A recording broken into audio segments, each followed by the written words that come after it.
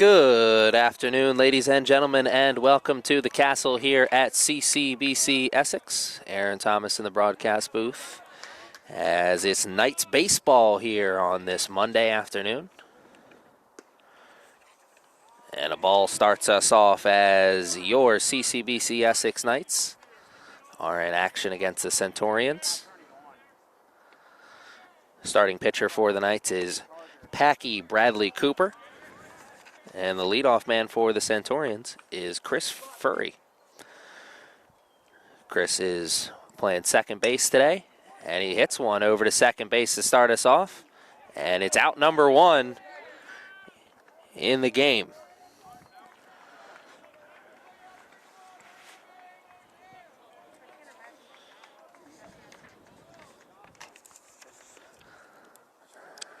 So the Knights start off strong with a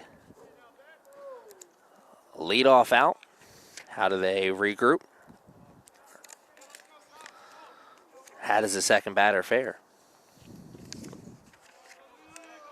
It's another ball to start off.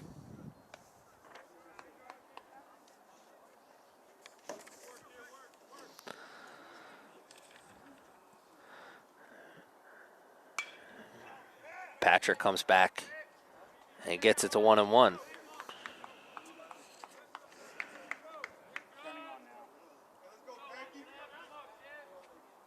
Patrick, Packy, Bradley Cooper. That sure is a lot. And that pitch sure was a lot to handle. Joshua McGee decided against it. He saw those arms come forward. He thought about it. Cooler heads prevailed. 2-1 runs the count.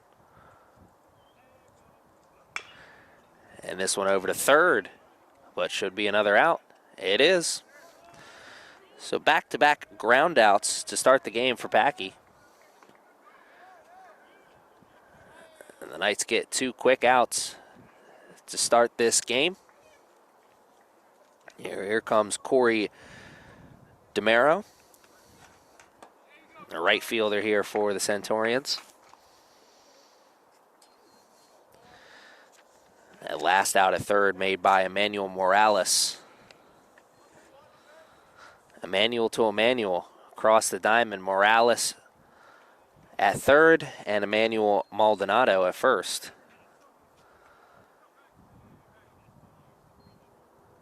And it's the third batter in a row to start off with a ball here.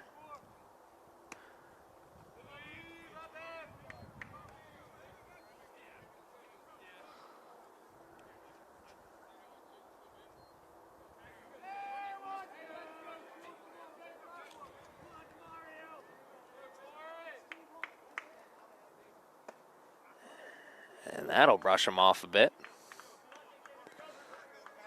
Count's the same as the last two, though, as the count runs 3-0. Could it be a two-out walk? It is. Brings up the four-man, Dalton Turner. Dalton Turner, a freshman out of Longhorn, Pennsylvania. Playing left field today and getting a chance to maybe spark a two-out rally.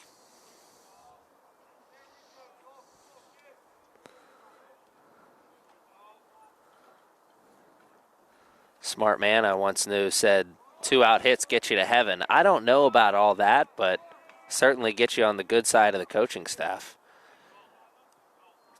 Two-out hit just got that much more appealing after that 1-0 start to this at-bat. Runner takes second.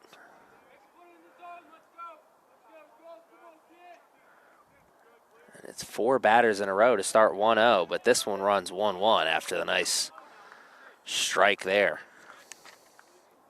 So Dalton Turner, the first man to hit with a runner in scoring position. 1-1 count. Let's make it 2-1. Good catcher work there from Jordan Daddio. Not only did he block that low ball, but he kept it in front of him. Made sure that runner stayed right there at second. 2-1 count now.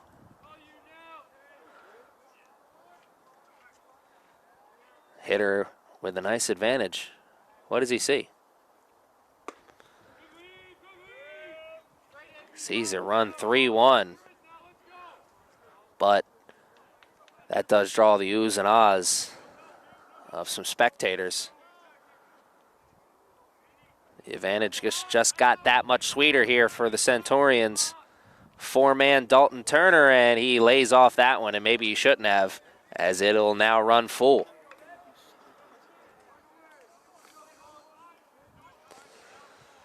Two outs, runner at second. Payoff pitch. Puts it in play, but right to the right fielder, Eric Elliott. One step. And the catch for out number 3.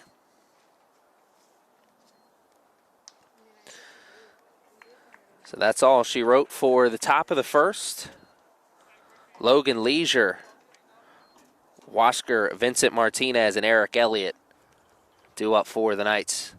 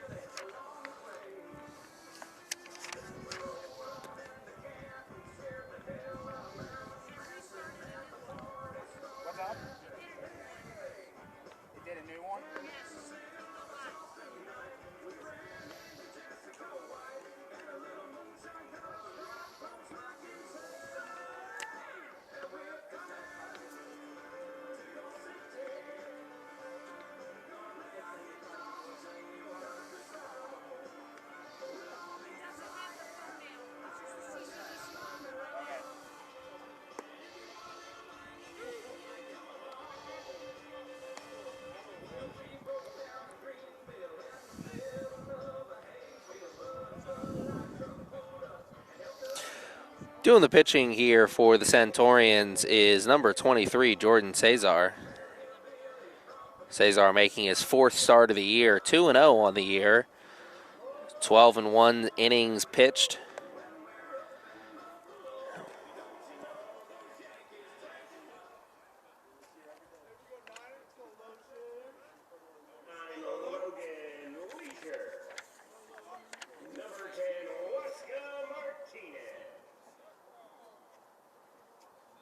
And here comes Logan Leisure. We get our first chance to see Cesar.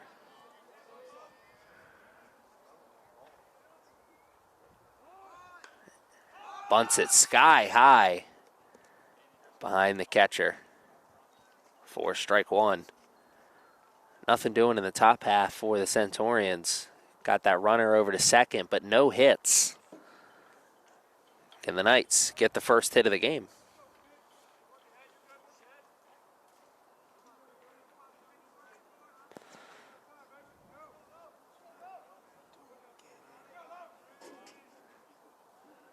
Saw 4 balls to start off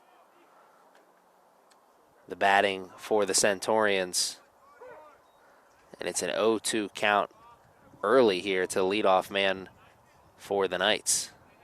What I mean by that is the Centurions' first 4 batters in the game all started with a 1-0 advantage. Leisure, 0-2 hole. Quick work, maybe? Nope, he fouls one off. So he'll see at least one more.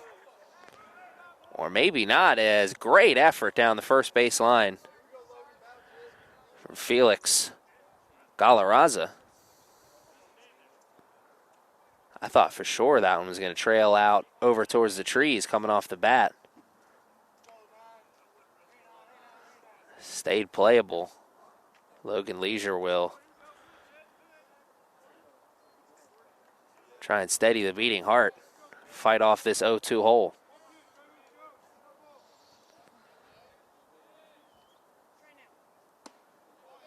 And Cesar throws his first ball. Wanted to get Logan chasing on the high eater.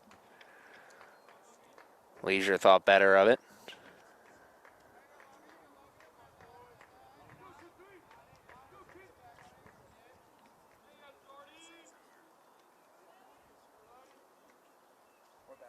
And that is 2-2. Want to thank all of you for sticking with us through these technical difficulties. Aaron Thomas in the broadcast booth for Knights baseball. It is a beautiful Monday afternoon here at the Castle, and the Knights welcome the Centurions for a one-and-done series, and Logan Leisure makes it one and done to start the batting for the Knights. Where are my manners? Let me introduce my broadcast partner here. I'm Aaron Thomas, and I'm joined by Austin Johnson. Thank you very much, Aaron. It's great to be here, sorting out technical difficulties in the background, but it's a nice cloudy day here. Not too bad of weather, some perfect weather for some baseball, in my opinion. It is good weather for baseball, and it's good weather to wear multiple hats as you do, Austin, here, working us through the technical difficulties and also helping us on the call here today. So still without a hit. 5 batters into the game, and Cesar runs it to 1-1. Nice location there on that pitch. Right on the outside corner. He's going to look to keep hitting that throughout his start today. Cesar's location continues to be good there, as I think he maybe hit the same exact spot twice. I agree. Looked like he hit that lower right outside corner. Vincent Martinez, second Knights batter in a row, find himself in a nice little hole. Goes even there, though, as he lays off the breaker.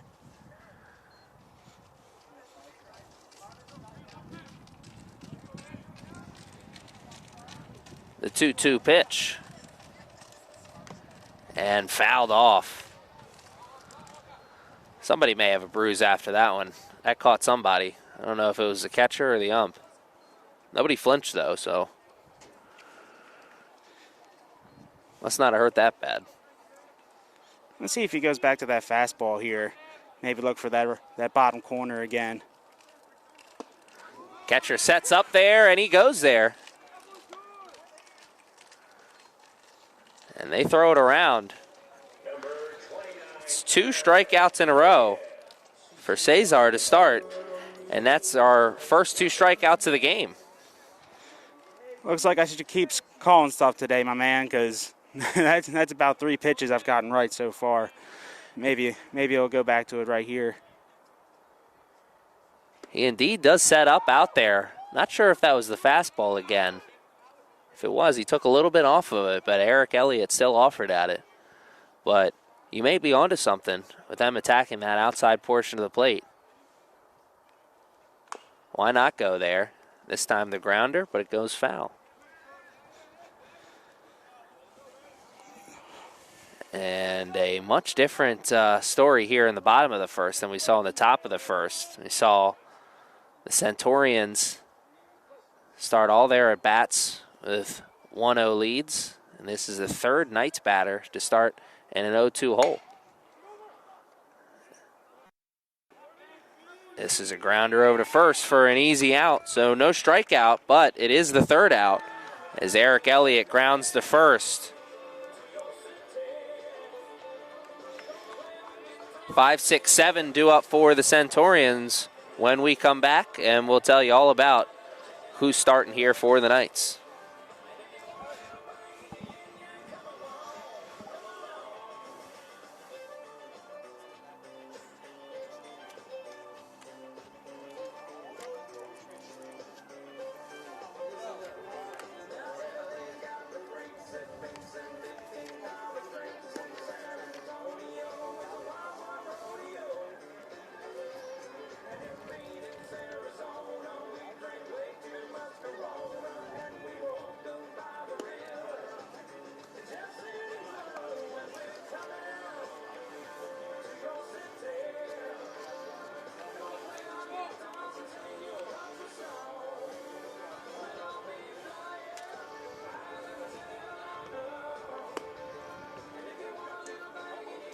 Doing the pitching here for the Knights is Patrick Bradley Cooney.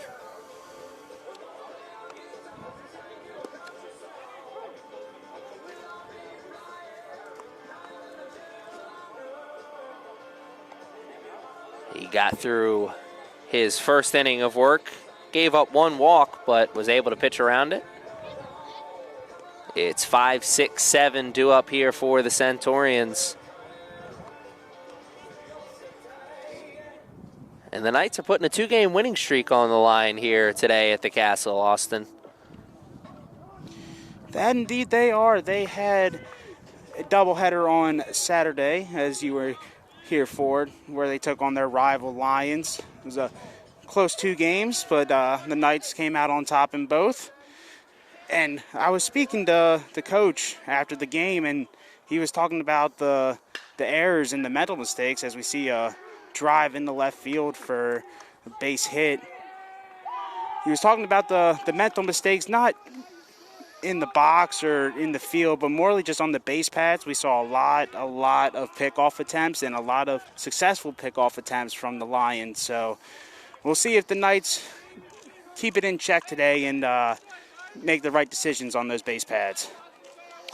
Something to look out for sure, as some of those big errors could have came back around to really hurt them. The Lions had their opportunities, just weren't able to capitalize as many times as the Knights. Early opportunity to capitalize here for the Centaurians as the leadoff man Felix Galarraza singles to left. Galarraza saw 2 strikes. First one he knew he wasn't swinging at. The second one stood no chance. He was on that one. He saw something he liked, and he drove it right out to left field. 1-1 to the number 6 hitter, the DH Caden Everett.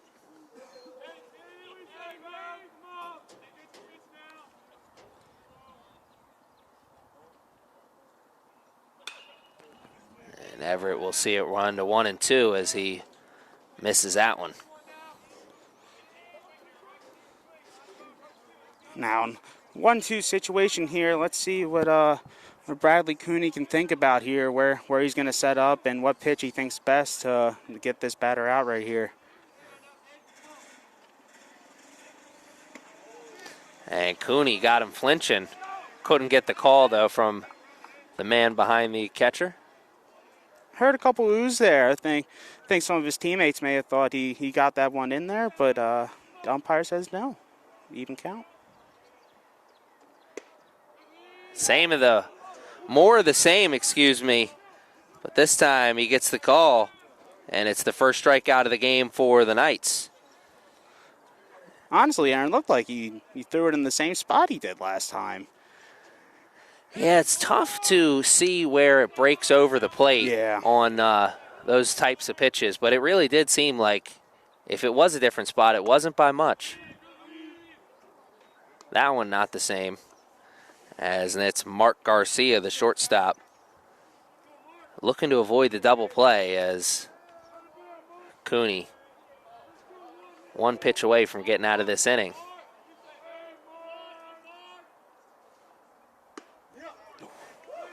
Didn't see much in terms of a secondary lead from Galarraza in that first at-bat from Caden Everett after he got on. Now with that double play looming, let's see if that changes. And that's skied up the elevator shaft. Watch out, lacrosse players. They did not pay attention at all. They're focused on getting down to their practice. Just had a ball fall about a couple feet from them. They got their helmets on. It looked like they would have been well protected on that. Game time intensity headed to practice. You love to see that. It's a family affair here at CCBC Essex. Baseball team's on the diamond. Lacrosse team is on the turf right behind us. Come out to the Castle to check out a game. Chick-fil-A Nottingham Square catering the event here tonight. 2-2 count, and he just misses that, runs it full. But he's definitely got the batters reacting to his stuff. It looks like he really wants to feed those pitches inside, and and get those hitters thinking about, if they should check it off or let it go. And he's been hitting that spot. Hits the spot there as the runner has to run all the way back to the dugout. Mark Garcia flipped the bat thinking he got the walk, but instead Cooney gets strikeout number 2. Honestly, I don't know what he was looking at there. It looked pretty right down the middle to me. Maybe he thought it was low. But some batters have that confidence. They think that's a pitch they didn't like and they think it's a walk, but it turns out to be the strikeout.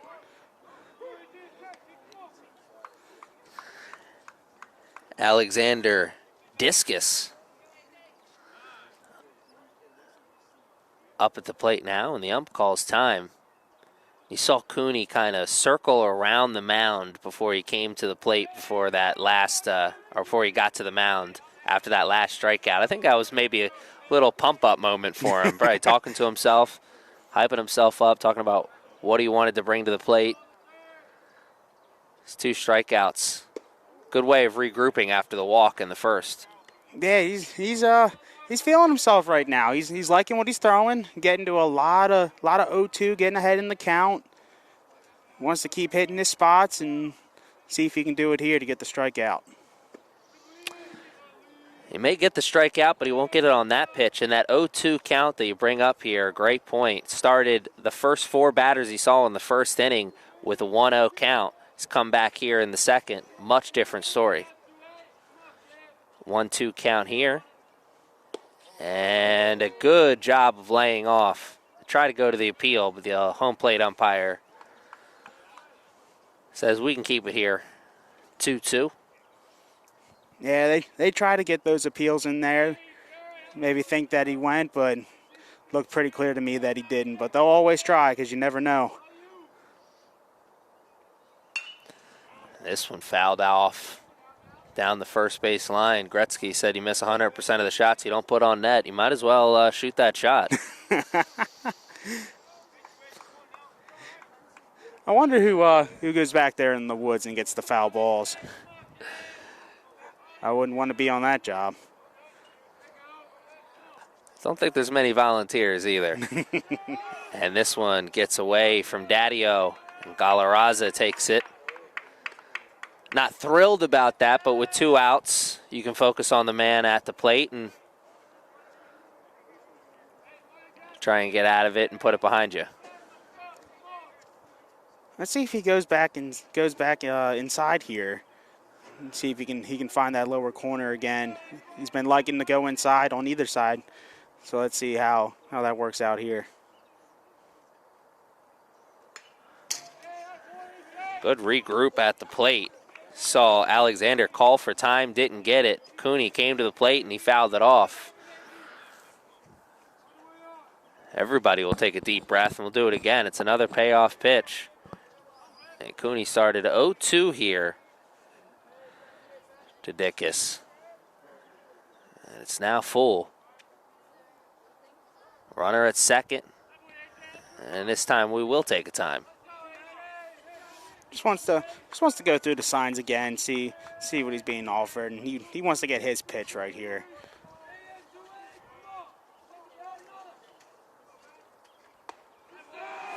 Bigger moments to come in the game, I'm sure, but this still a big moment.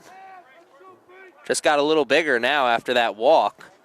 And it's runners at first and second for the number 9 hitter, Tyler Frank. Tyler playing center field. And Cooney would really like this inning to end right here. Just like you mentioned before, Aaron, just focus on the batter. Don't worry about the runners, just get this batter out.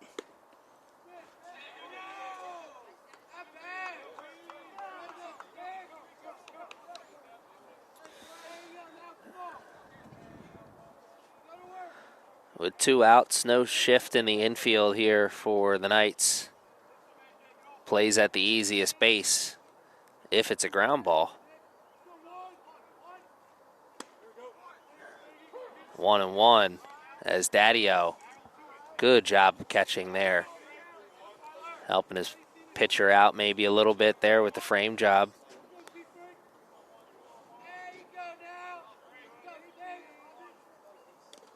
And that one gets her way, and the runners will take one base. Galarraza will take a couple steps off third, but he'll go back. And again, the moment gets a little bigger. 2 runners on. No score right now. 2-1 count. 2 outs in the second inning. To the number 9 hitter, Tyler Frank of the Centaurians.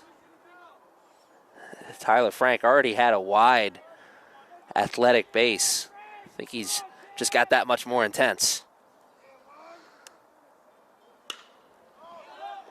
He flies that one to right. Elliott wants it, won't get it, slides for it in the dugout area.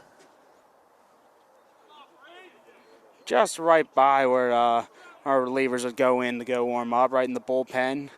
Has that little arch there, so he had a chance for it, but wasn't sure where he was at on the field and could have easily ran into the mound there, but he's going to regroup.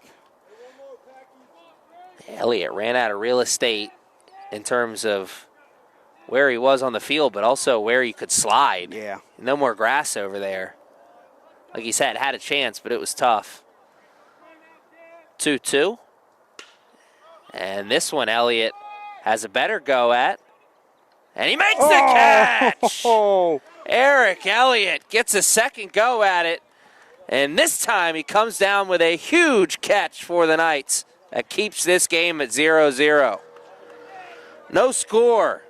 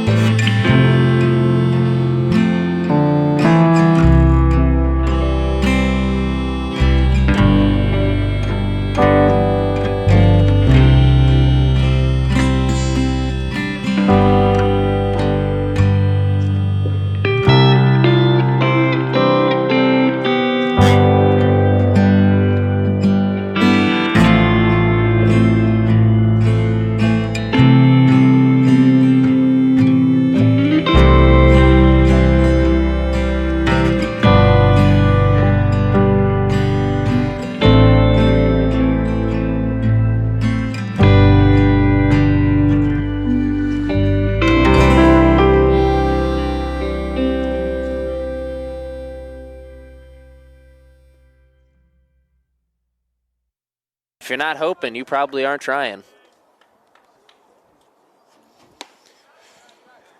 And Morales was hoping for something to hit there as the hands came forward, but cooler heads prevailed. 1-0 is the count.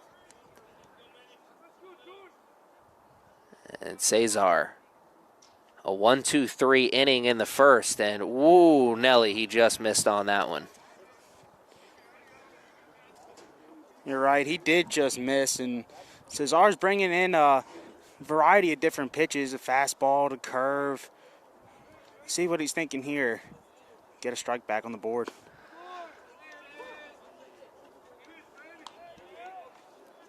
It's his first slow start to an at-bat as he started 1-2-3, all in a dominating position, either 0-2 or 1-2. This one, he watches it go to 3-1 as he, again, just misses. It is a beautiful Monday afternoon here at the Castle, though a Slight breeze is picking up a little bit. Won't come into factor on that one as Morales works a walk to start, and that's the first base runner of the game for the Knights. Can Emmanuel Maldonado make the most of it? You always wonder on the 3-1 counts if coach gives you the green light to go ahead and swing. Looked like he didn't give it to him there. He just took the pitch and earned his walk. See what Maldonado can bring to the plate. He shows bunt. They throw back to first.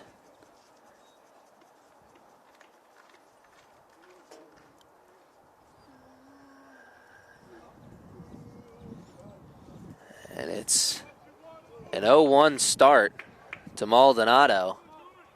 Is the bunt sign still on? It is.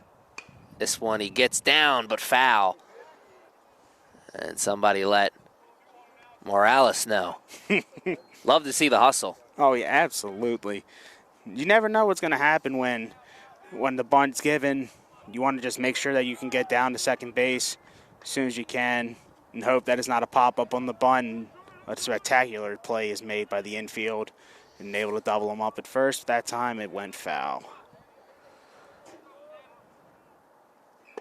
And Maldonado goes down swinging. It's strikeout number 3 here for Cesar. And that hustle we just saw from Morales a second ago, maybe that is an indication of something that you were talking about earlier, those runs that they ran into, or those outs, excuse me, they ran into on the bases against the Lions over last weekend. A couple of those outs were in pickle situations where they got caught in a rundown. Maybe coaching staff talking to the players about, hey, look, just go in hard somewhere. Don't get caught in the middle. If you're going to go back sliding. If you're going to go into second, go in, going in there with some hustle.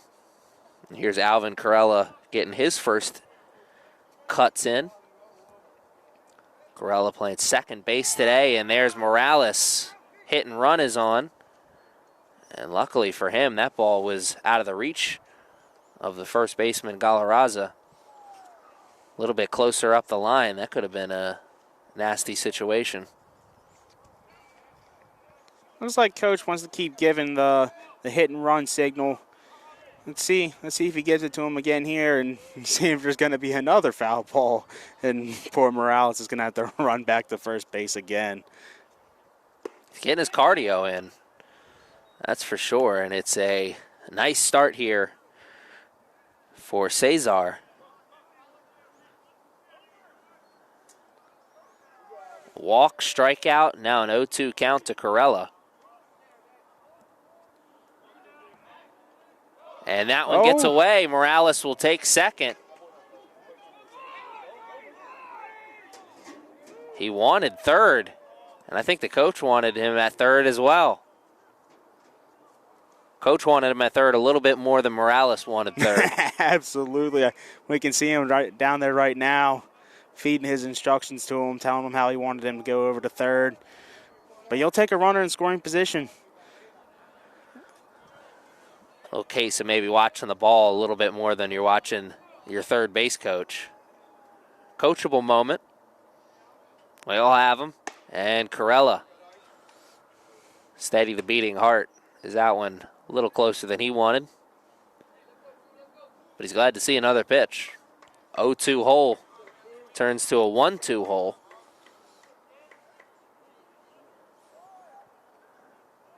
Corella, first night to hit with a runner in scoring position.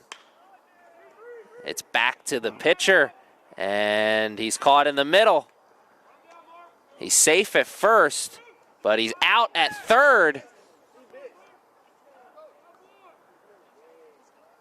That was a lot closer than it initially looked like it was going to be, but indeed he was out. At least that's what the umpire says. It looked like to me that he missed him. It looked like when he was going down the slide, he was going for the tag, and it looked like Morales got in there, but the umpire says different. And 2 outs now, runner on second. Still have that runner in scoring position. Let's see what Armando Prieto can do. Great point. You just said that. We still have a runner at scoring position between in all the chaos. Alvin Corella took second. And it certainly was close there at third. It was kind of like a falling type bang-bang play. Morales trying to slide in, and the shortstop for the Centurions kind of falling on top of him. Certainly a call I was glad I didn't have to make. It's a 2-0 start to Pareto, excuse me. Armando Pareto, the DH here today. And he had that helmet on as soon as the inning started, so it's a man who had faith. He knew he was getting his hacks in the second inning. Also shows he's excited to hit. May not get a chance to hit, though. Not at least in this at-bat, as it works at 3-0. See what Cesar's thinking here. Just want to get a strike in there for sure, but don't want to leave anything hanging. Pareto with the big power. And he gets the outside corner. 3-1. I think Pareto had the take on the whole way there. Probably looking middle in now. And it gets away. Pareto will take first, and Corella will take third. And he'll take a long, hard look at home plate. He'll head back to third. And the second walk of the inning for Corella. So he's got 2 walks and 3 strikeouts. You'll live with that ratio, but not thrilled about it. If I could just go back to the play at third where it was very questionable, but that play developed through exactly what we were talking about earlier with the base running, from the speech from Coach after the Lions game. Maybe should have just stayed at second and taken his out at first. I'm sure Coach will have something to say in the dugout about that, as he just recently mentioned it in the Dundalk doubleheader. Yeah, worst comes to worst there in that situation, I'm sure. I don't know if that was a base running mistake, but worst comes to worst, Coach probably gives him a talking to in terms of what's the word I'm looking for? A reevaluation on terms of, we want to run in that situation if the ball's hit the second, or, Pareto looking. And he's in. Corella is in as well. And Pareto creating a run. And the Knights have the first run of the game, even though they still don't have a hit. Kind of similar to the games over the weekend against Dundalk. There wasn't many hits put up. A lot of walks being drawn in. A lot of different ways to get runners on base, but as long as you can get those clutch opportunities and get those runners home, it's going to lead to wins. Does it lead to a win here? Jordan Daddio fouls one off, and it moves to 2-2. Does it lead to more runs as well? As Pareto now is the third Knights batter to be in a scoring position here in this inning.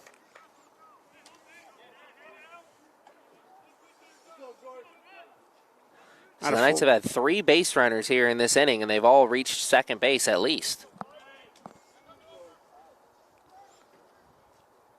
Payoff pitch, and it's strike 3. This time, the Knights have to take the long walk back to the dugout after the big strikeout, and it is 4 strikeouts for Cesar, but he is now pitching from a deficit as the Knights strike for 1 in the bottom of the second, and the Centurions answer as it's the top of the lineup for them to start the third.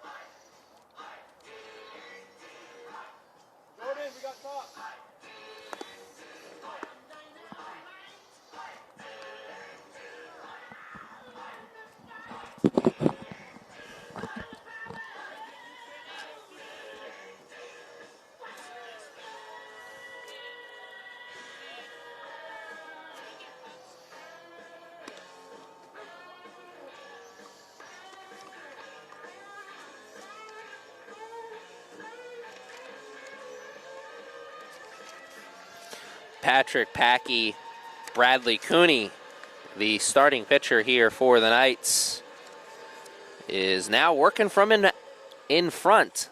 Easy for me to say. And he's also working against the top of the lineup here for the Centurions for the second time. He's got 2 strikeouts and 2 walks through 2 innings. Now that the lineup's seen him once, how do they regroup? It was a ground out the first time up for Chris Furry.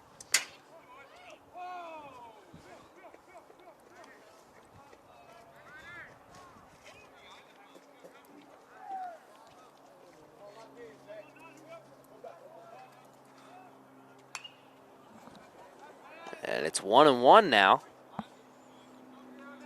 After the ball started it off. Foul tips it behind us on the second pitch. And Cooney working quickly, comes right back at him and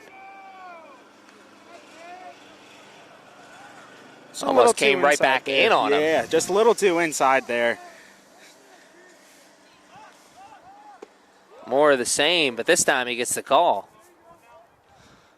Looks like he's keeping the hitters guessing.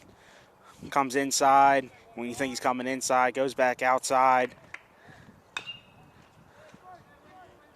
Yeah, he definitely came back and hit the spot that second time on that second inside pitch.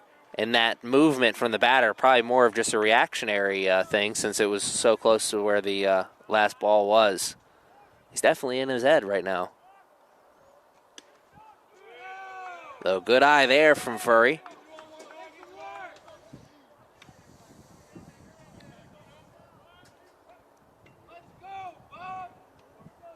It's probably Fury, now that I'm reading it correctly. And, oh, that gets Corella on a tough spot there. And Fury reaches on an error. It looks like he was tracking it all the way, and it just got to where he was going to field it, and it just took that little hop. Threw Corella off a little bit, but looks like he's doing okay, and he'll get back out there and make the next play once he gets the opportunity to. It certainly was going to be a close play at first regardless, but Corella was there and just missed it. Chance to regroup, though.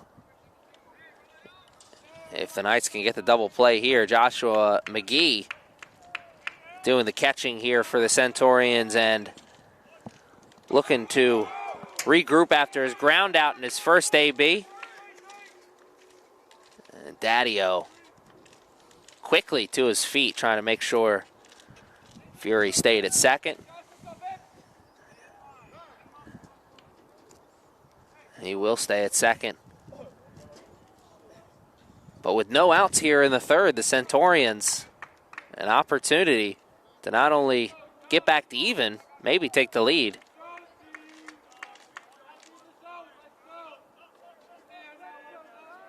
Would be a quick answer. Still work to be done.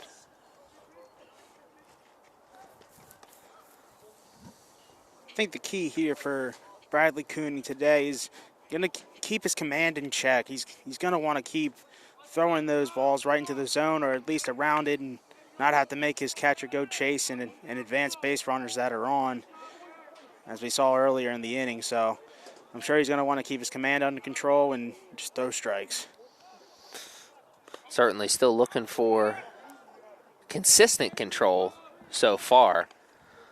2 strikeouts for Cooney, but also 2 walks. A walk an inning. And also the pass ball that you saw here.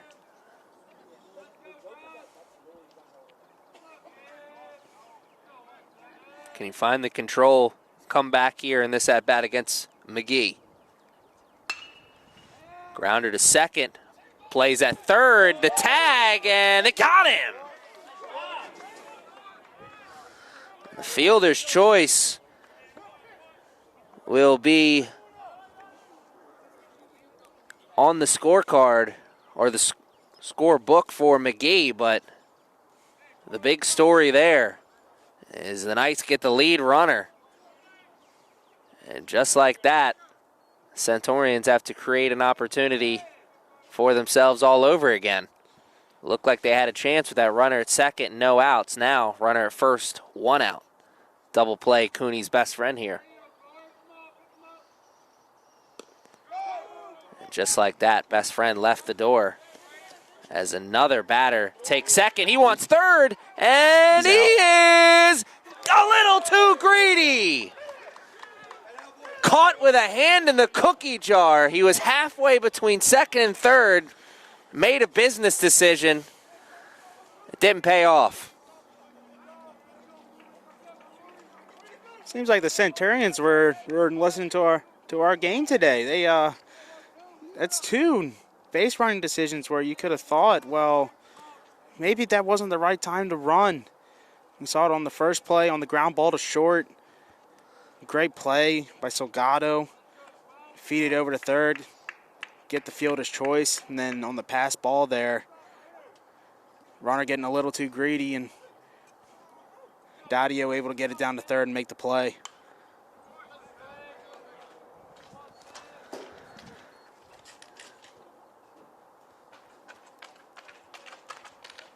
What was the problem for the Knights over the weekend is the problem for the Centurions here on this Monday afternoon. And woo, Nelly.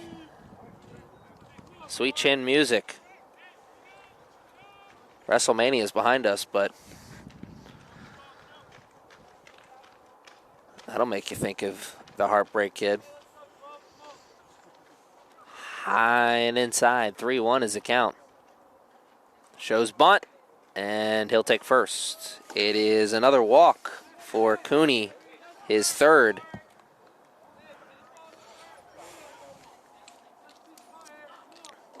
Dalton Turner, a fly out in his first at-bat.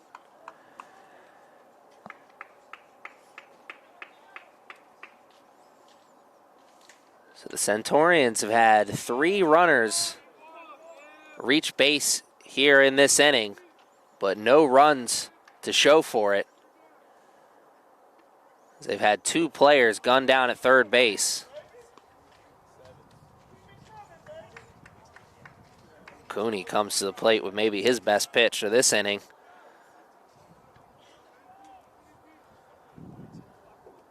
Corey DeMario taking the biggest lead we've seen so far.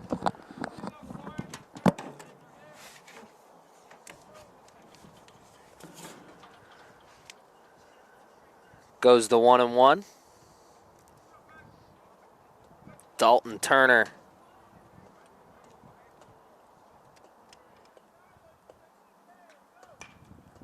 Wanted to stay away from that one. That bat, or that ball, found its bat like a heat-seeking missile.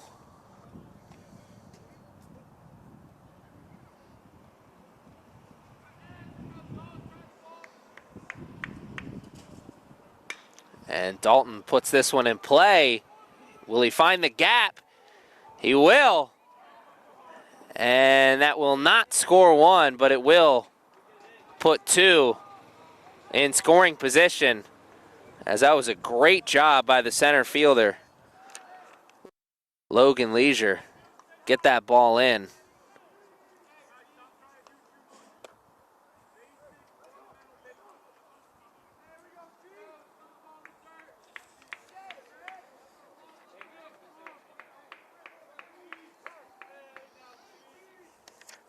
Logan Leisure and Wasker Vincent Martinez meeting in there in the gap in left center.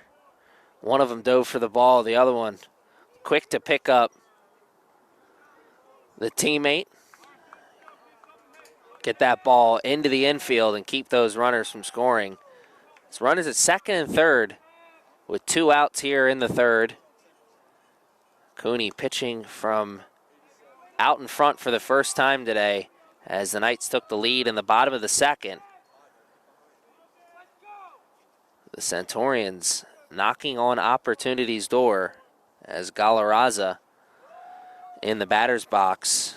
And Galarraza, the only man with a hit today, or excuse me, the first man to get a hit today.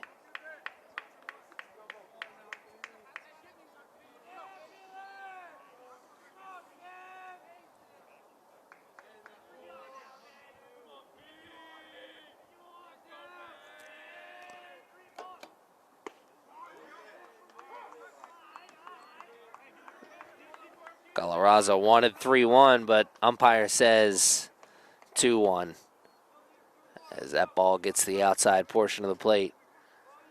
Cooney pitching in a tough spot here. Getting a big foul ball down the line. Morales is running for it, and he'll run back as it's just out of his reach. Vincent Martinez and Silgado running after it as well. Great hustle, but Galarraza will have another chance. 2-2 count. Runners at second and third. Big spot here for the Knights. Looking to hold on to this lead.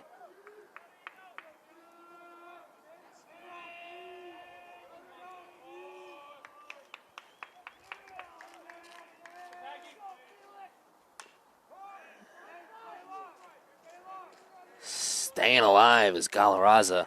Didn't get a big piece of that ball, but he got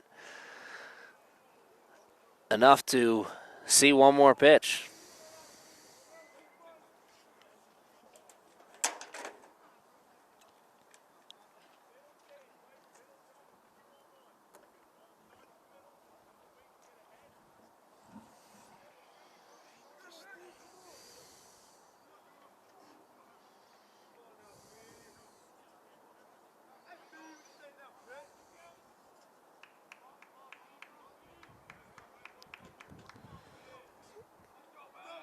Two-two pitch.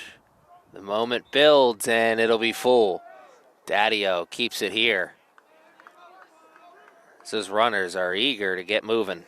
I don't see anything. Runner at third, the tying run. Runner at second, the go-ahead run.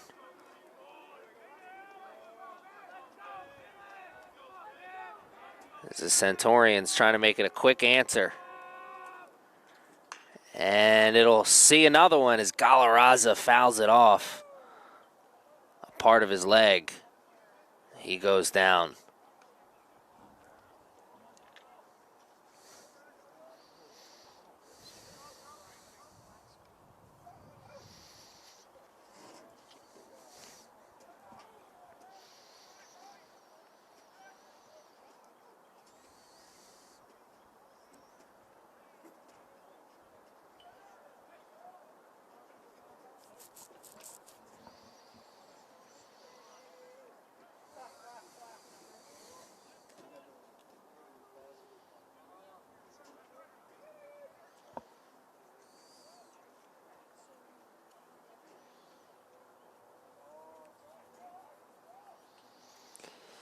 Galarraza indicating that ball hit off his heel. Doing some stretches, and he'll take his spot in the batter's box. Staying in, getting his cuts in. And why would he leave? Runners on, second and third. Biggest spot of the game here for the Centurions offense. Can they capitalize? Payoff pitch. And it goes to first. Morales is there, eats him up for a minute, but he's able to regroup and get the out. And Cooney pitches in and out of the jam, and he'll hold on to the lead. And the Knights will go into the bottom of the third with a chance to build on the lead. As our friends at Chick-fil-A Nottingham Square pull up to the Castle, Chick-fil-A Nottingham Square in the stands, and great action on the diamond. Come out to a game here at the Castle. See your Knights in action. Danny Silgado, and then the top of the lineup due in this inning for the Knights.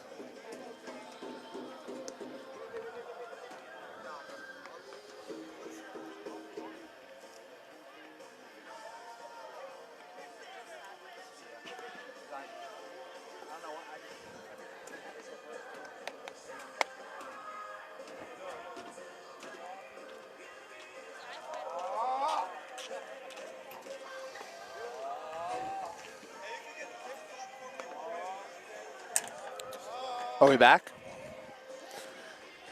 And we're back, the man says, and so is the man. And so is the action on the field as you see the warm-ups come to an end here for the Centurions. Centurions knocking on opportunity's door there in the top of the third as they had, what was that, by my count, 4, maybe 5 runners on in that top of the third. They had 2 runners gunned down at third, and then they left the go-ahead end, or excuse me, the tying and go-ahead runners on in scoring position.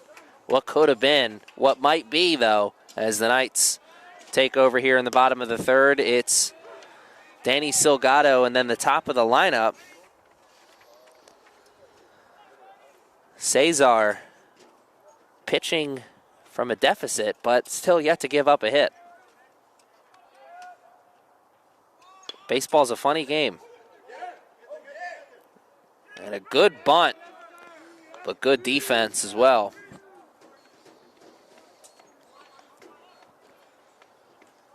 Silgado trying to use that speed to get down there on the nice butt attempt.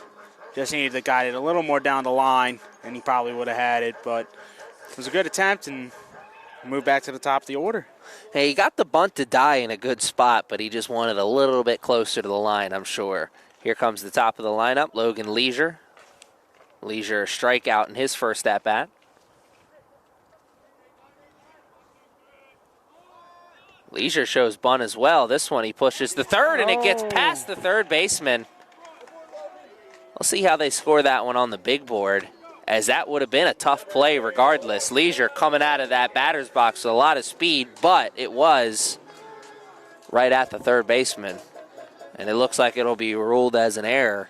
I was going to say, it would have been really close if the third baseman was able to field that ball. He came, like you said, Logan came out of that box with a bunch of speed, looking like the Flash, making it down to first easily.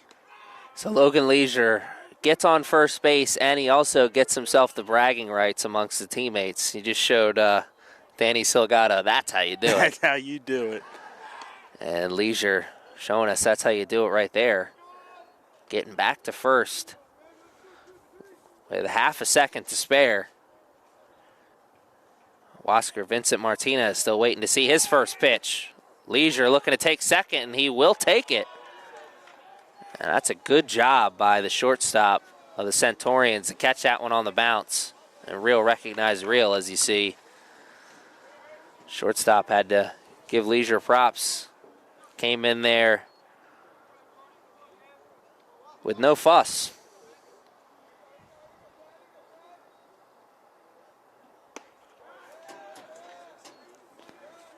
Two-one is the count now.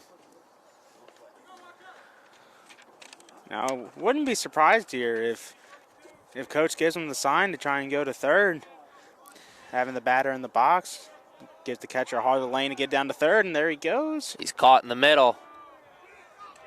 And that's a good job by the pitcher. Logan Leisure thought he had the rhythm down. He did not. And he's caught stealing at third. So Leisure took second without a problem. Third base proving to be an issue. So you talked about it in the earlier part of this game, running into outs on the bases. The Knights wanted to avoid that, given the way the doubleheader against the Lions went. That's their first big mistake in the in that category. You know, in such a close game, you want to be able to keep those runners on base, even if it's on second, on third, or even at first. You want to have those runners on and give your hitters a chance to knock them in. Simple mistakes like that can cost you, especially in a 1-0 ball game. As a new runner now on, as Martinez takes the walk. And the walk drawn by Vincent Martinez throws a little salt in that wound. Though Cesar does deserve credit. You know, Logan Leisure runs into the out, but Cesar also makes the nice play and the smart heads-up play to throw to third. Rain right at the runner, made Leisure make a decision. Easy pickings after that. Eric Elliott trying to make sure he's no easy pickings. Had a ground out in his first at-bat, getting a chance to hit with a runner on. So Logan Leisure took second with no problem. Wasker Vincent Martinez, what's going to be the story for him is he's probably going to be running with 2 strikes on now. 0-2, and Elliott fouls it off. He'll see another one. Got to keep fighting. Got to keep seeing those pitches, and if it's something you don't like, you think it's outside, let it go. But if it's close and it's maybe a little tricky, just get something on and foul it off and take the next pitch. We've talked about the weekend series against the Lions a couple times here today. Eric Elliott, something the coaching staff I'm sure loved to see. Had 4 strikeouts in game 1, but to put that behind him, came in game 2, huge hit. That was a big part in the Knights getting the win. Baseball, much like life, can be cruel sometimes, but it's all about how you bounce back. Eric Elliott bounced back over the weekend. Looking to bounce back here as he's now worked it to 2-2 count. 2-2 count, 2 outs, man on first. Knights looking to build on the lead. There goes Vincent Martinez, and it doesn't matter much as Elliott strikes out. So it's another strikeout for Cesar. His 5th of the game. But still pitching from behind and also still pitching without giving up a hit. How quickly you forget. The Knights get 2 runners on in that inning, but still without a hit, the Knights are in this game.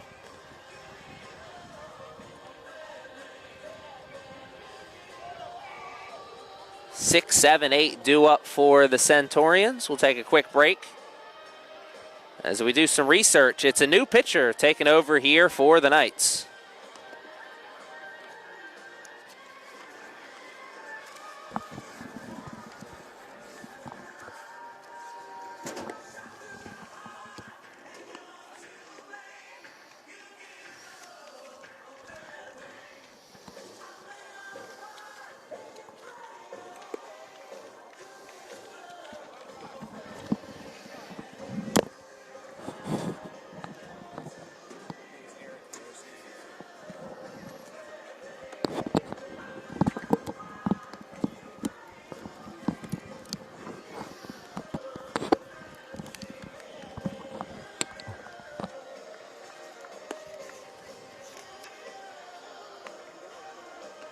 Eric Harrison doing the pitching here for the Knights as we return. This is Eric's 2nd appearance on the season. He's done 2 2 innings of work.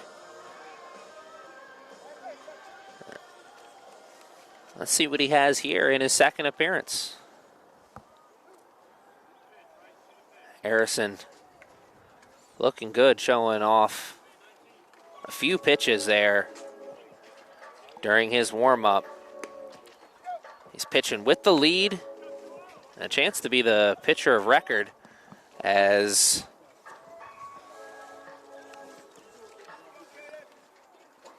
Cooney couldn't go a full 5 innings. Won't be in line for the win, but did his part, passed the baton down. See if Harrison can bring that command that we were seeing go a little off from Cooney when he was on the mound. Let's see if he can bring that command into check and just feed some strikes in there and avoid the pass balls, especially if runners get on.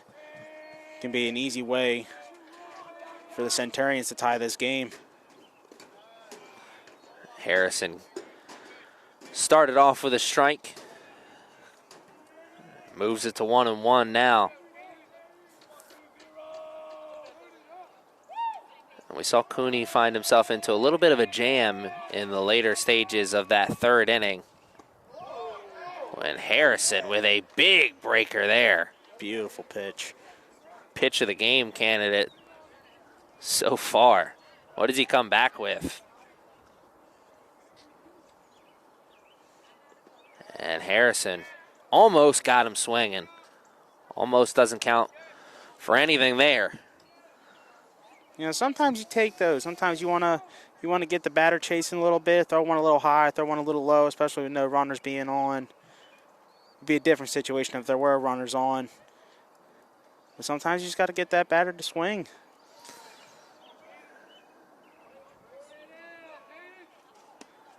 Caden Everett watches it go to full. And coming in as a reliever, even though it's still the early part of the game, wonder if that plays a factor as well. Not nibbling, but not trying to throw it across the plate either. Yeah, he just lost him there. Was looking good early in the count. Tried to get him on a couple chase pitches, and when it came down to needing that final strike, just a little too high. Mark Garcia looking to avoid another strikeout here as he went down on strikes in his first at-bat. Shows bunt, and he'll try and get that bunt down onto the ground next time as it goes for a strike this time. Looking to move that runner over, but also looking to be smart on the bases, the Centurions are this time. 2 runners gunned down at third in the 3rd inning.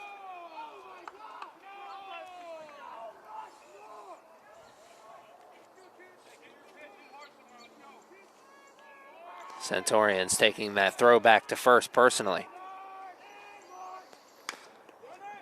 To Morales at third. It gets past him. That's a tough play. He wanted it to go foul. Umpire says nay, nay.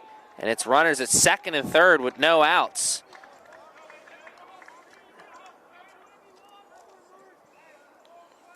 So the Centurions find themselves in the same position they were in to end the 3rd. Looking much sweeter, though, now with no outs. Something hit into the outfield may tie this game up.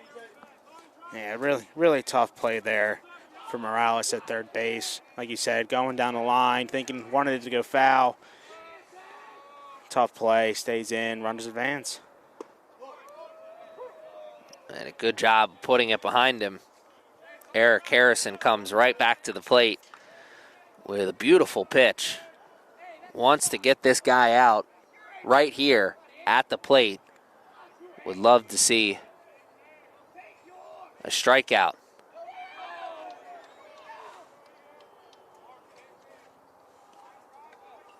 Infield is in. Aware of the situation. If possible, they'll be looking for the play at the plate. It's another inning with a big moment here as the tying and go-ahead run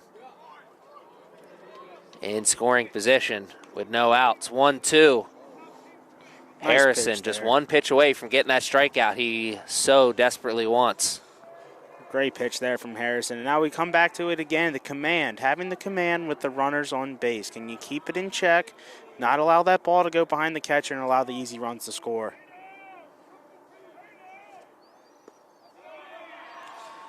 And Harrison just missing there. Good aggressive approach, like you said, looking to go right back to it. Earlier on in this inning, found himself in a similar position. Got a walk, this time going right back at the hitter, trying to get that strikeout. And he won't get it there as it runs full again.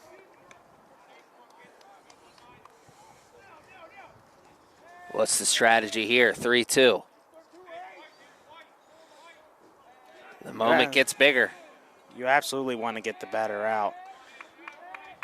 Absolutely. Need to throw a strike here. And he got it. He does, and he gets him swinging. Dickus Alexander, the number 8 hitter, is the first out of this inning. And it's number 9 hitter, Tyler Frank. A fly out in his first at-bat. Batting with a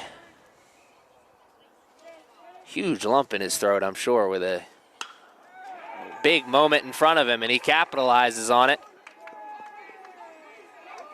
And the Centaurians take the lead. Great base running in this inning as it's a 2 RBI single. Honestly, I'm surprised he swung at that pitch. It looked a little high, little inside. But he saw it and he liked it, and he just put full bat on ball right in the left center field. Scored the 2 runs on. Centurions with the lead now, 2-1. Look for the double play here. Centaurians well aware, looking for the bunt. And oh man, what could have been is Daddio beat the runner down but threw to the wrong side of the bag. Missed opportunity there for the Knights, as it will run to 0-1 in the count, but that double play ball no longer in play, unless the Centaurians help him out a little bit.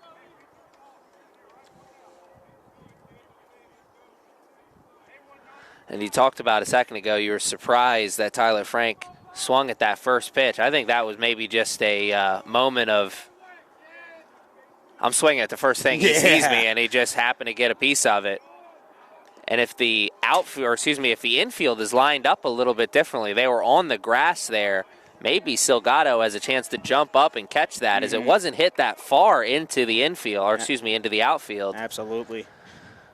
What could have been, what is right in front of us, though, is the Knights pitching from behind for the first time today. 2-1, the Centaurians in the lead. And a chance to build on it with that runner at second. Eric Harrison with some good pitches here in this inning. Just needs to find a way to string them together. Let's see if he can do that here, as he's in a 1-2 advantage. Chris Fury, and Daddio keeps it in front of him again. Chris Fury, one of those runners thrown out at third in the third inning. He reached on an error. Was thrown out on a fielder's choice.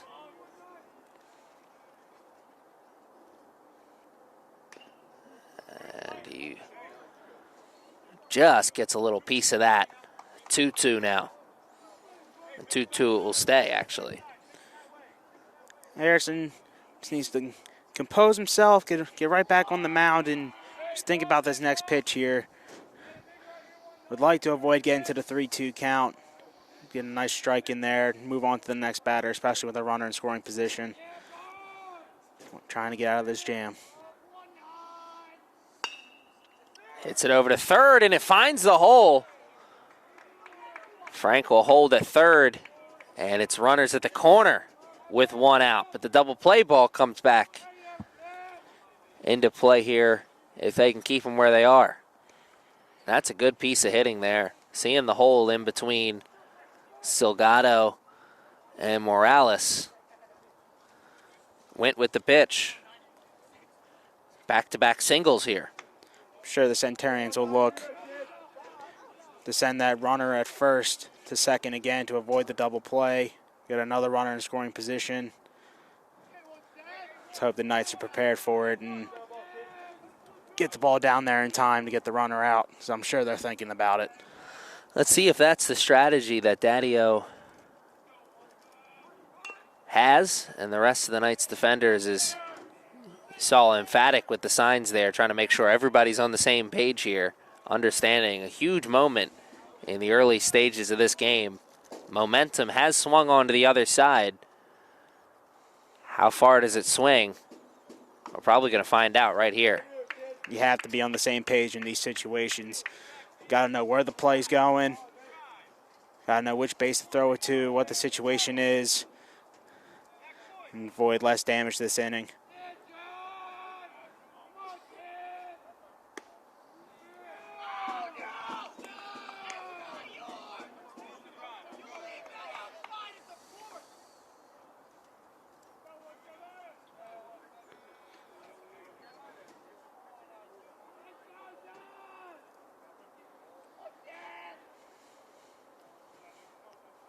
The 1-1 pitch.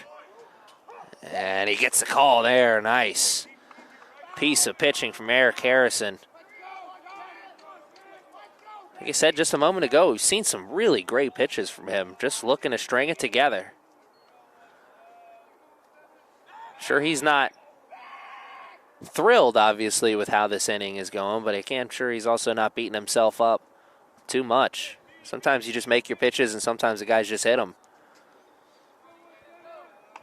These back-to-back singles for the Centurions. They've got them in the lead, and Fury will go back to first as the hit and run was on there for McGee. When you get into these types of jams, you just got to think about the batter. You just got to worry about getting the out. He's up in the count, 1-2. Just got to worry about the batter. Not worry about what's going on around him. It looks like we got a little warm-up action going on in the bullpen for the Knights.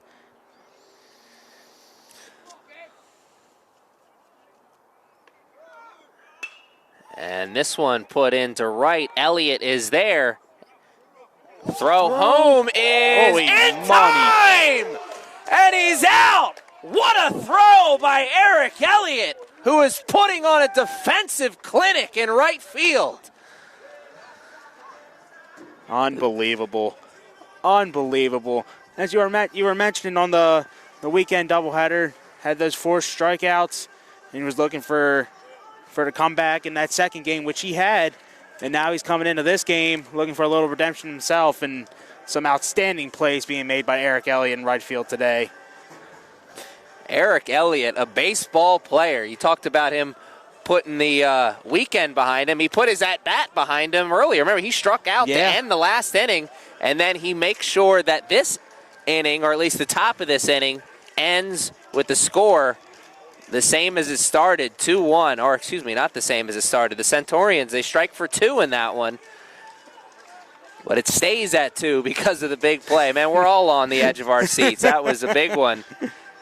How big is it? Can the Knights answer and tie this game up here in the bottom of the 4th? Cesar still doing the work for the Centurions. And he talked about that warm-up action we see for the Knights. Remember, in Game 2 against the Lions, they used a different pitcher in every inning. It was a Tampa Bay Rays-esque game for the CCBC Essex Knights. Not the strategy here today, as we saw Cooney go a couple of innings, but still a reliever day as afternoon turns to evening here at the Castle. Still baseball weather. It's just early season baseball weather. Oh, yeah, absolutely. Speaking of early season, opening day right around the corner for the big boys.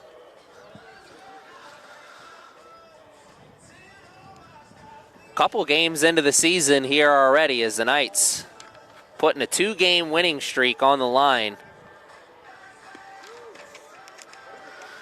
Emmanuel Morales, Emmanuel Maldonado, and Alvin Corella due up in the in the bottom of the fourth for the Knights. Corella, the player who came around to score for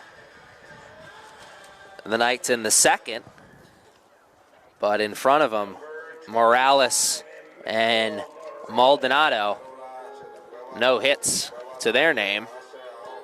With that being said, no Knights players have a hit to their name here in this one. Cesar gave up the run, but yet to give up a hit. And now pitching in front for the first time. How does he like that? How does that feel for him?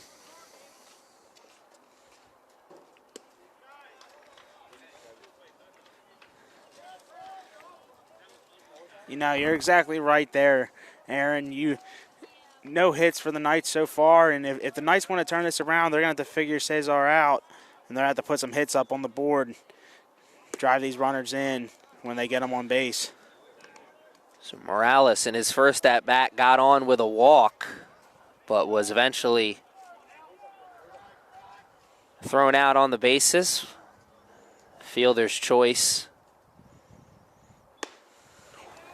He ended up on the wrong side of. Ends up on the wrong side of that one as he chased maybe a high pitch out of the zone. 2-1 is the count. Big hack there. He was looking to send that one deep.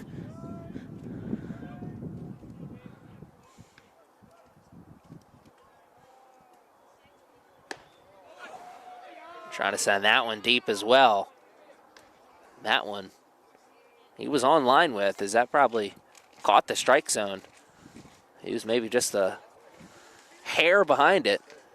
2-2 runs the count now. Cesar looking to make quick work. And he does just that as he gets another strikeout. His sixth of the game. Number 24, Emmanuel Maldonado.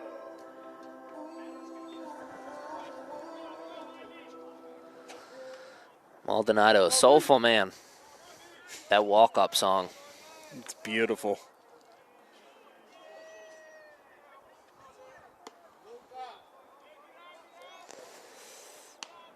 Looking to regroup after the strikeout in his first at-bat.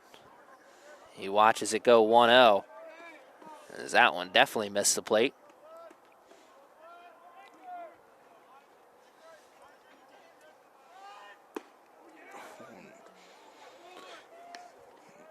Another big hack. Really trying to put that bat onto the ball and drive it. We've seen from both batters so far. Trying to find the big part of the field. And Cesar missed on the outside on his first pitch, but has come back and hit his spot 2 times in a row to run at 1-2.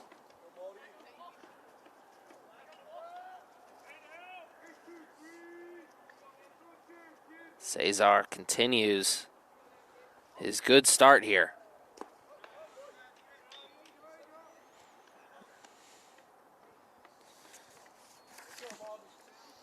It really seems like Cesar, when he has that fastball in mind, he wants to blow it by each and every time. He's done a really good job of it so far. Maldonado gets a piece of that one. Earns a chance to see another one. The pitch before that, McGee, great job of blocking the plate. Wouldn't have mattered much if it got past him with no one on, but when you're a catcher, it's not just about blocking the ball. It's about blocking it and keeping it there right in front of you. So where if you do have to make a throw, it's an easy throw to make. And nothing easy about this spot as it now moves to full. And Maldonado has put together a nice AB after striking out his first time up.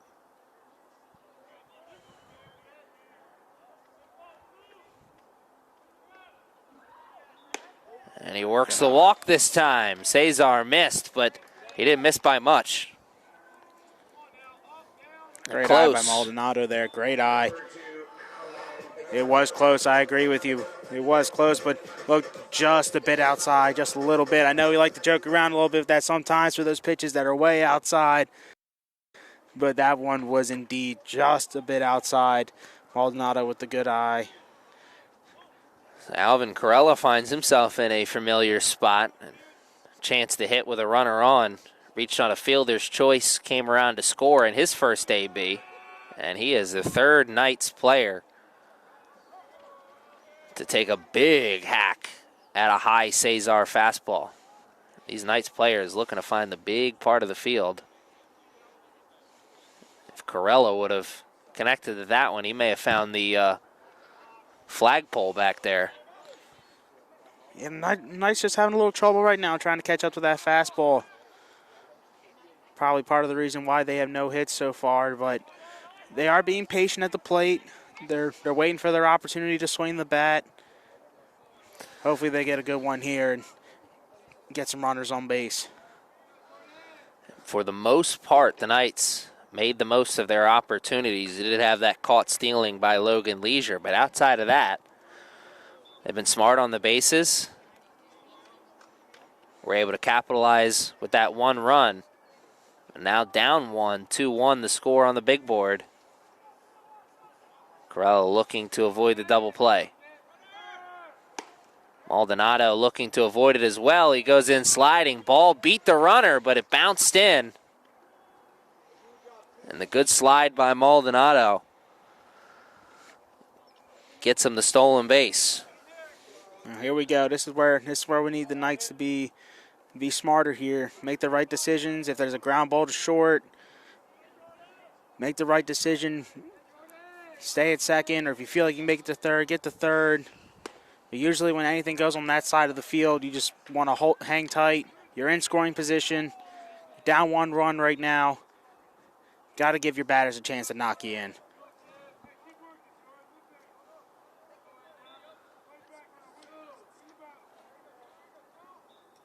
Corella sees a 3-1 count, and he'll take his base as it's back-to-back walks now for this Knights team.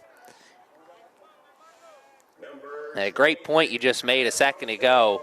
What was the strategy? I mean, it didn't come into play as he got the walk, but you saw the Knights with a runner at second earlier in this game, ground ball back to the pitcher, and they ran into an out at third. We talked about that. Maybe that was the strategy, or maybe the coaching staff wanted to see something different.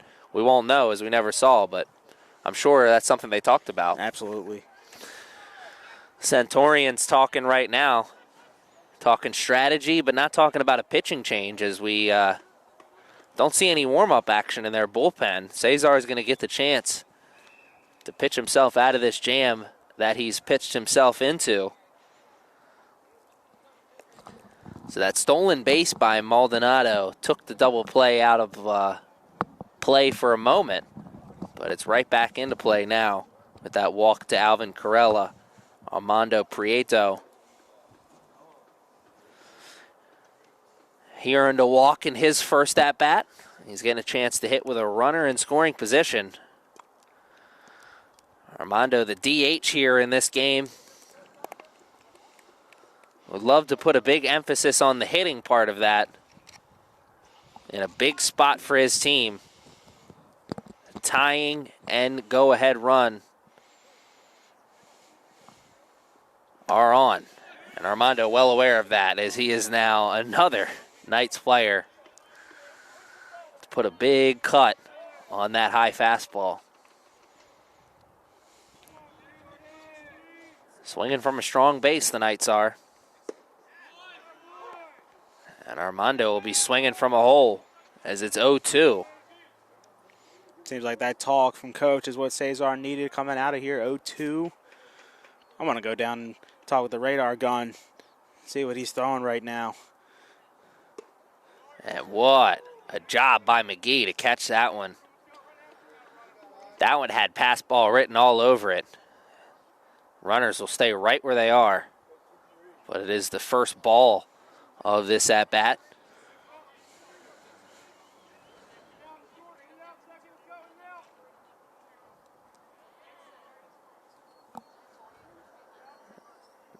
pitch clock will restart as Cesar steps off. He'll regroup and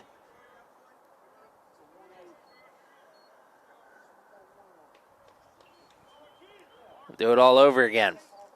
Big spot. What a pitch, and he gets him.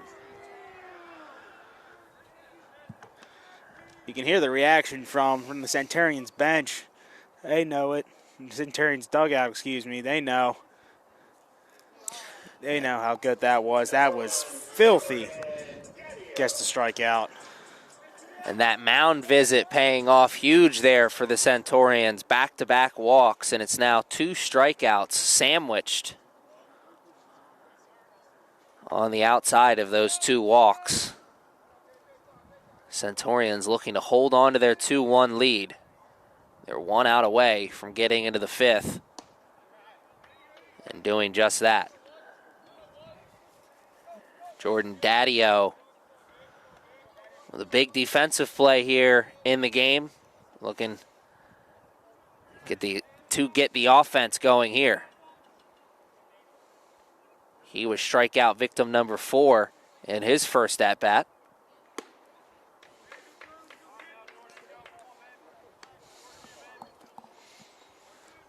Looking to avoid being strikeout victim number 8 here.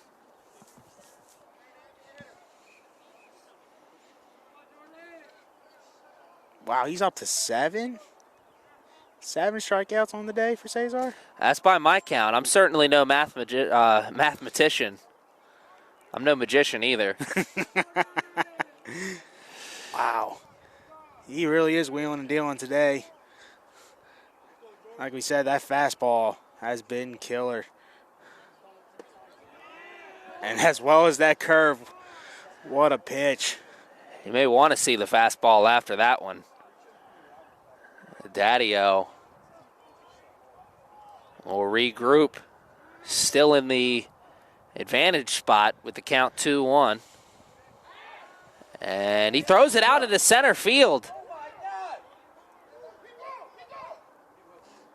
The runners will advance. Wow, I can't believe it I just saw.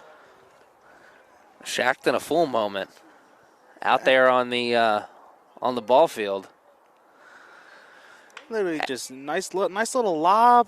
Nobody else in the second or short not paying attention at all. I don't even know why he threw it. He didn't need to in that situation. Runner was getting back. Nobody was at the base. As big of a mistake as that was, he's still just 1 pitch away now from getting out of this jam. Cesar's pitched himself into a couple jams already, but 1 pitch away from pitching out of another jam. And he gets it. There it is. It's another strikeout. 3 strikeouts here in the inning.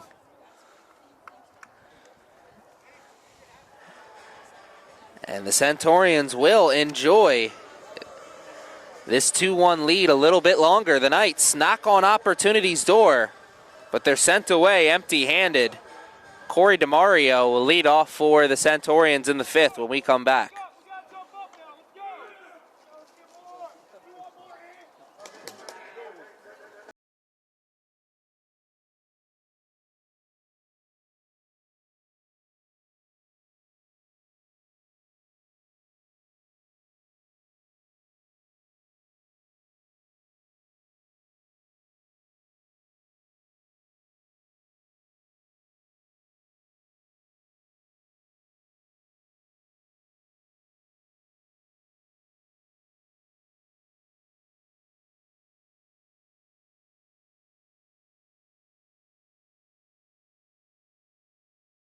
Harrison still going to be doing the pitching for the Knights when we come back to the action, or when the action continues, I should say.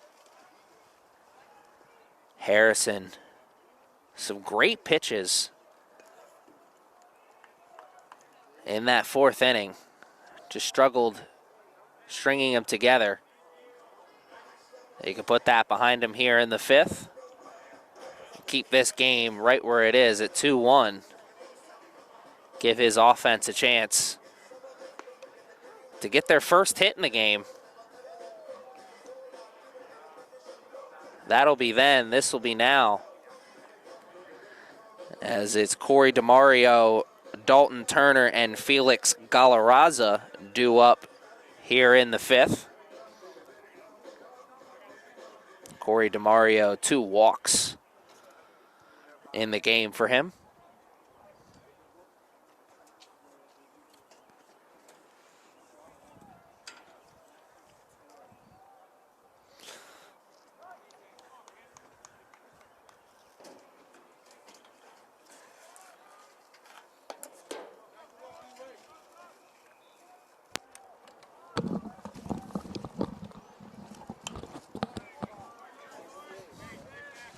Harrison comes to the plate with a nice pitch there. But something to keep an eye on as DeMario fouls it off.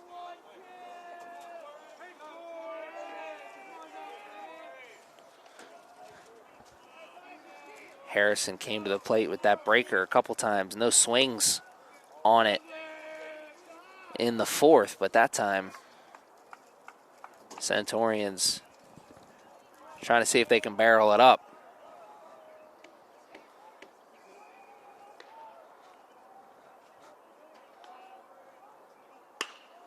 And that one hit over to Salgado at short. Quick throw over to first, and it's a quick first out in the 5th. And Harrison, a sigh of relief after maybe not having the start to his relief appearance that he wanted. He gets that first big out here in the 5th. The Knights saw momentum switch onto the side of the Centaurians in the 4th, but they may have stole it right back with that big outfield assist from Eric Elliott out in right field. Nice defense can't create offense in baseball the way it does in some other sports, but it certainly can go a long way in stealing some of that momentum back on your side. Harrison, I'm sure, would like to get some quick outs here, as we saw in the first out of the inning. Get some quick outs, get out of here, get his batters back up. See if they can figure out Cesar. But right now, just needs to focus on getting this batter out and the next batter out as we continue to see some warm-up action in the Knights bullpen. Now 2 players up there, 1 pitching, 1 stretching. So the Knights looking to continue this reliever day. Dalton Turner reached on an error in his first at-bat, and he's looking to maybe work himself a walk here as it's 3-1. Now if we crawled into his head right now, he's looking for something to drive. He won't get it on that pitch as Daddio helps him out. Eric Harrison, that is, with a nice frame job there. That's a good piece of catching.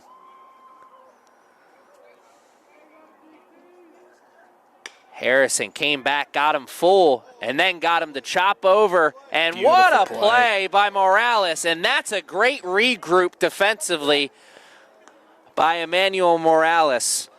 Remember, he made that costly error earlier in the game on a play that was very similar to that. Mm-hmm.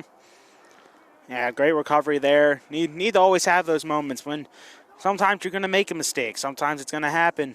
When you get that next opportunity, it's important that you execute on it. That's exactly what Morales did there. Great scoop and a great throw over to first for the out. So Harrison worked himself into a tough 3-1 situation. Got it to go 3-2 and then got the ground out. And then the fly out to the shortstop. So it's a 1-2-3 inning for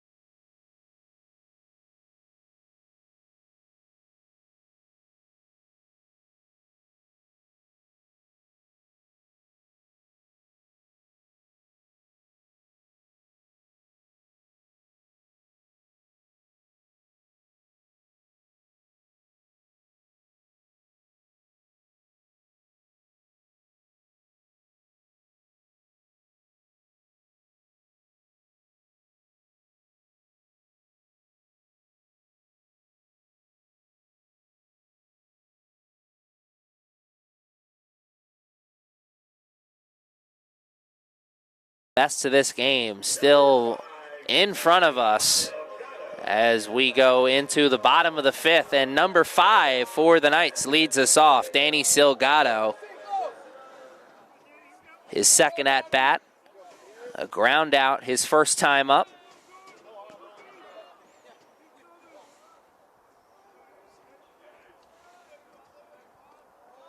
Showing bunt and thinking better of it as he pulls back and watches it go 1-0.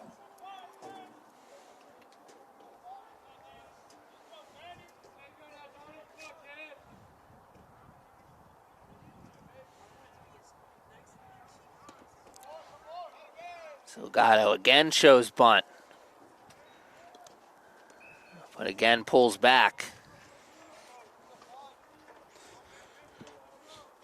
They believe in the speed, that's for sure. They trust their batters, the Knights do. And they trust their batters to be able to lay a bunt down and be able to get the first.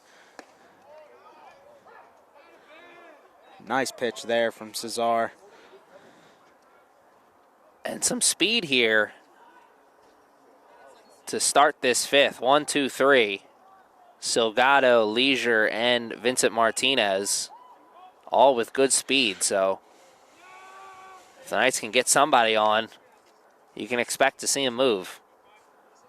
Silgado watched it start 2-0, and he blinked, and it's now 2-2.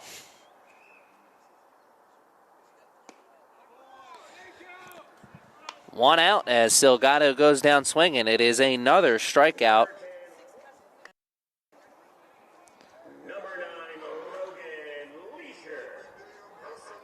Knights still looking for their first hit of the game.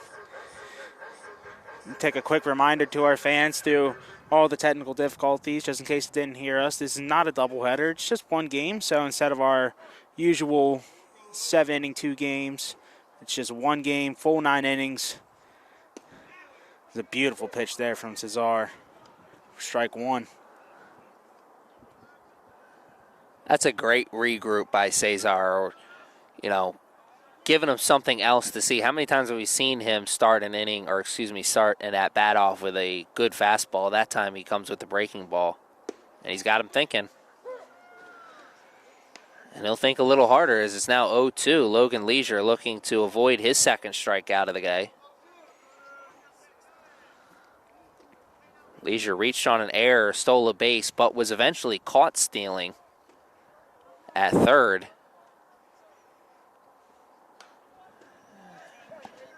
Heads. He doesn't get a big piece of it, but he got enough of it.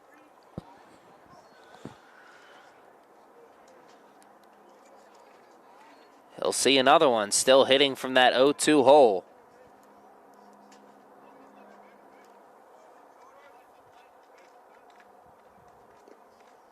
And Leisure is able to hold off. Wow. Or not. Apparently not. It's another strikeout here for Cesar. Back-to-back strikeouts to start the fifth. And Wasker Vincent Martinez will look to start a 2-out rally. Now I wonder what the Centurions' plan's going to be with Cesar, as we still know the Knights have no hits for the game. Will he be staying in for a majority of this game, maybe even the whole game, and try and hold off for the potential no-hitter? Guess we'll see how the rest of the innings go, and if the Knights can come back and tie this game. Only time will tell, but fans at home, you may want to get the popcorn ready. Call Grandma. It's a great one unfolding right here in front of us at the Castle. 1-1 is the count to the number 2 hitter, who is 0 for 1 here in the game. A strikeout and a walk. And he puts this one over to short. It'll be a tough play, and he's safe as Wasker Vincent Martinez earns the first hit of the game for the Knights.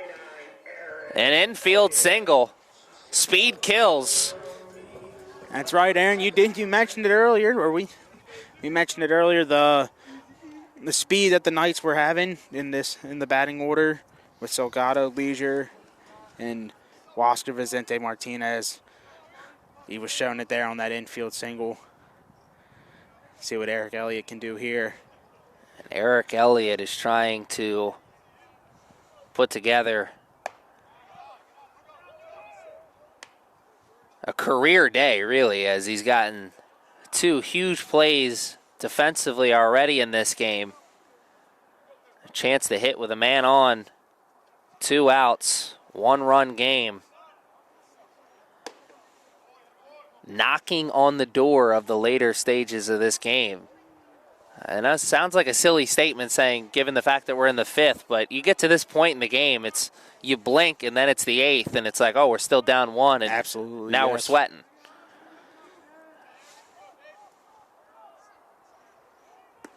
Elliott thought about it. Cooler heads prevailed. 3-0. What's the play here for Elliott? You got to think the take sign's on, but you never know given the way Cesar's been pitching. May just want to go after it if you get it.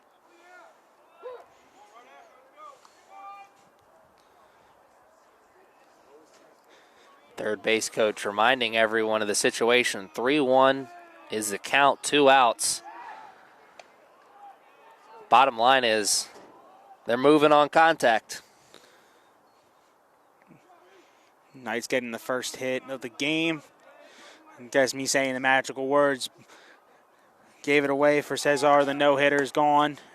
Throw down to second won't come as it's a walk. Eric Elliott passes the baton down 1. 2 strikeouts and then a single and a walk. Here comes Emmanuel Morales. Chance to put his big boy pants on here. A runner in scoring position, tying and go-ahead runners on for the number 4 hitter. The cleanup man looking to do some cleanup work here. Morales, just like Vincent Martinez, 0 for 1. With a walk and a strikeout, Martinez is able to get a single in his third at-bat. The Knights would love to see that for Morales here. Remember, Morales' last at-bat, he was taking those big cuts. Love to see the patience from here as he looks to regroup. Now seeing Cesar for the 3rd time today. Ooh, he wanted that one. Yes, he did. Hands came forward. Once again, cooler heads prevailed. And it's another Knights batter to see a 3-0 count.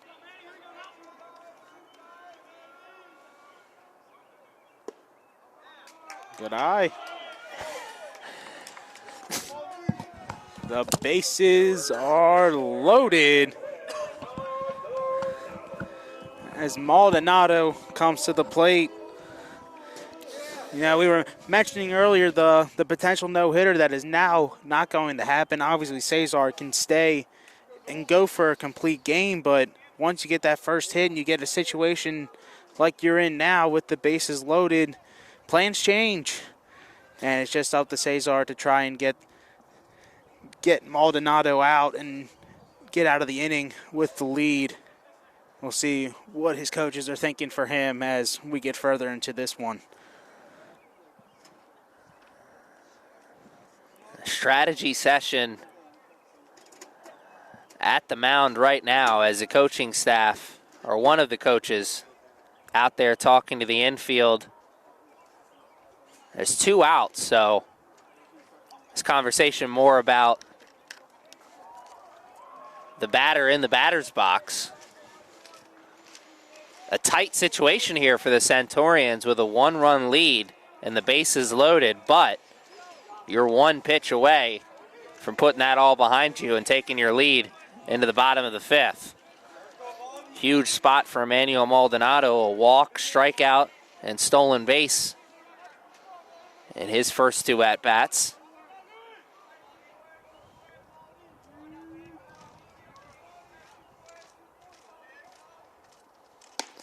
The Knights have found their first hit of the game here in the 5th. Can they find their second run? That's the question on everybody's mind. 1-0 to start. Cesar takes the deep breath, comes to the plate with the 1-1 pitch. It's a game changer right here. Able to get a hit, drive in 1, possibly 2 runs here. As you mentioned before, you blink and before you know it, it's the 8th. Good eye there. McGee keeps it in front, and the runners will stay where they are. Speed on the bases. So obviously, Vincent Martinez would be taken home, but you got to watch out for Elliott coming from second as well on a potential pass ball. And Maldonado looking to bring them all home on that swing. 2-2. Cesar, biggest spot of the game.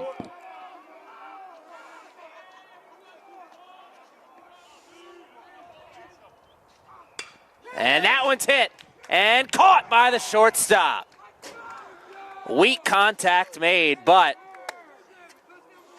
thought for a second maybe it would find the outfield, but it died up there. Found the glove, and Cesar pitches in and out of the jam. Lead still intact for the Centaurians.